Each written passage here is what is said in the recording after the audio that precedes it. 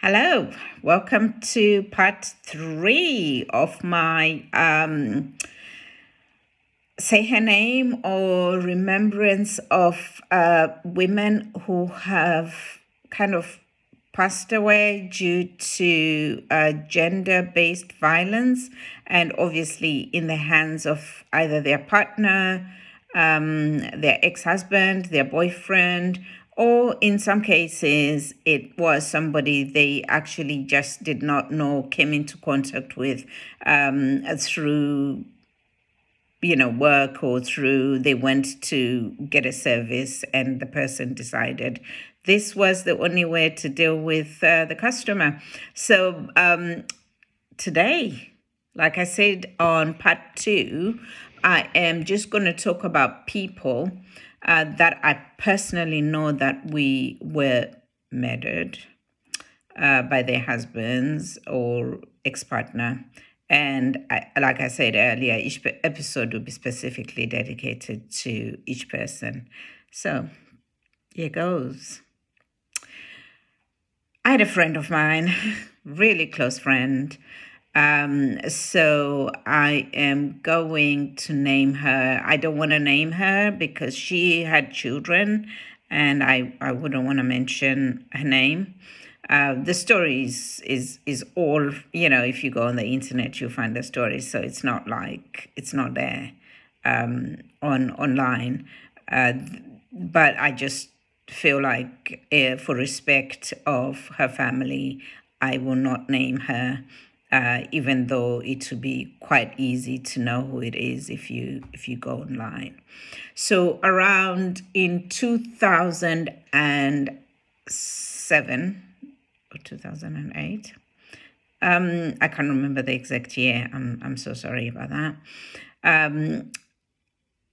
She was my good friend, and she had two children. I had children, and my daughter was having a birthday party. So I think my daughter was 9. So she was having like a 9th birthday party or something like that. And I asked her to say, your kids, you if you've got friends, you invite all your friends' children to come to your child's birthday party. And she was happy for her kids to come to my daughter's birthday party. And at the same time, she then said, because she asked if the kids could stay over. So she had 2 daughters. She asked if both the kids could stay over at my house after the party. So I'm like, yeah, they were quite close friends. We were friends. When you've got children, I think everybody who's a mother knows that when you've got children, the parents of your daughters or your sons'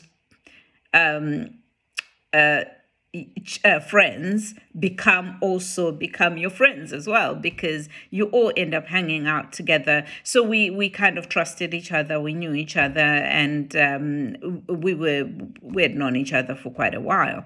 So she then asked if I could look after her kids overnight, which was perfect. And she said she was going on a date in Birmingham. So she was going to drive to Birmingham, go on a date, and then come back home, because she knew she would come back home a bit late, or she was going to stay there. I think she stayed. Yeah, she went on a date, booked a hotel, and then she was going to stay in Birmingham and then come and pick up the kids on Saturday morning, and then go on Sunday morning. Sorry. So the party was on a Saturday. So she was going to pick up her kids on Sunday morning and take them home. So she drops the kids up. We have our party. We were having a really good time. There were lots of parents. So because she wasn't there, I packed like some wine, some things that you give to parents, because it's a child's birthday party. The parents are also part of the party as well.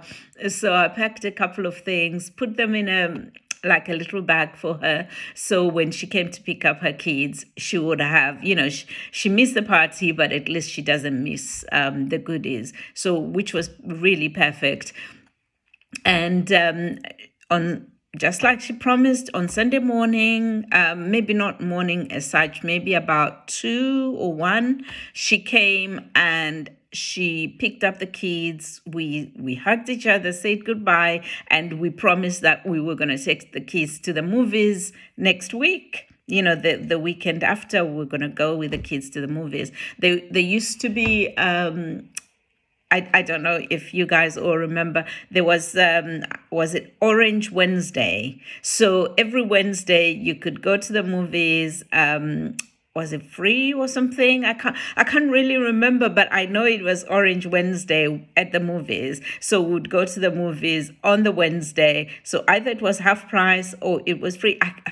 I'm not 100% sure, but if you had an Orange mobile phone, so that's how it would work out for you to be able to go to the movies, either for free or half price. So we used to do that all the time because, if you've got kids, you haven't got so much spare money. You haven't got a lot of spare money. So that's basically what we planned on doing. So she goes home. She actually texted to say, yep, home safe and sound. Perfect. Thanks for looking after the kids. And she's gonna start cooking or whatever it was. And because it's a Sunday, every parent knows you start preparing for the week, either ironing your kids' clothes or whatever. So once she had texted that she was home, safe and sound, I was happy, and that was the end of the story. So what then happened was, didn't think anything of it. Monday morning, on the Leicester Herald, it says 32-year-old woman found murdered outside her house. And the way they described it and the area, I instantly knew it was her. Like, literally something just told me it was her. Like, it was just so hard. I can't even explain how I knew it was her, but it was obviously in the newspaper. They described where the place where the body was found, what it was, and the fact that the 2 kids, she had 2 daughters who were at the house, things like that. I knew straight away it was her. So I'm like, calling my other friends, like, have you heard this story? Do you know what's going on? Is that, our friend? And she's like, yeah, I literally just heard about it as I was going to work. So I stopped going to work. I was at work by this point, and I was like, when I had it, it was probably about 10 o'clock or in the morning. And I said, oh my goodness. So I ended up taking half a day off, from work, and then going to see what was going on, because I couldn't believe it. It was literally the next day, on the Monday morning. So I'm like, this doesn't make sense.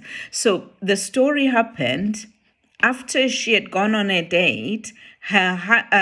She was married, but they were going through a divorce with her husband. So she was going through a divorce with her husband. They've got 2 kids. One's 9, one's like 7. And they were living separate lives. She had her own house. The husband was living somewhere else, and they had separate lives. But the husband then, for some reason, either she told him or somebody told him that she had gone on a date in Birmingham. I don't know. I'm not sure what exactly transpired, but he turned up at the house about 5 o'clock in the evening. So the birthday party was like in April. So it was around mid-April. So it was light enough. So he turned up about 5, either 5 or 6 in the evening. And because the kids were in the lounge watching TV, the parents needed to talk. They closed the door. So once they closed the door, they went into the kitchen. And either they were standing outside the kitchen door or somewhere away so the kids don't hear them arguing. this man literally stabbed her like 6 times on the neck, left the house. The kids, his own kids, this is not somebody else's kids, his own kids are in the house watching TV. Stabs her, and obviously he stabbed her in such a way that there was no coming back from it, with a knife. And the knife wasn't a knife from her house. So he actually came with the knife with that intention of killing her. So it was just so sad that it really affected me for a very, very long time. But that was just a person, a regular. She was a teacher. He worked in the government. He was like a civil servant. So it wasn't like he had mental health issues where a person, you say, oh, or maybe he was a drug addict. Nothing like that. He was the father of her children. They had issues. They decided to separate. He went his way. He was living in his own. They had been separated for almost a year. The divorce proceedings were going on, and stuff like that. They were not fully divorced, but they had been separated for almost a year, living separate lives. And for him to get so annoyed that he came carrying a knife just so he could kill her in front of the kids, and not even have the decency to say to the kids, your mom's dead outside, or by the front. I think because she was found by the front door. The only reason how she got found of the back of the kitchen is because they lived in one of these places where the back doors are overlooking other people, or they everybody can see your back doors. Your front doors, you drive in, you park, but the back doors, another person, they all have back doors facing each other, sort of thing. So one of the neighbors thought, oh, what's she doing on the floor? And it was literally about an hour after she had been killed or so, because the paramedics said if somebody had called 999 within maybe about 30 minutes or 20 minutes after she was stabbed, they could have maybe saved her. But at this point, it was more than an hour and they couldn't save her. So that affected me for a very long time.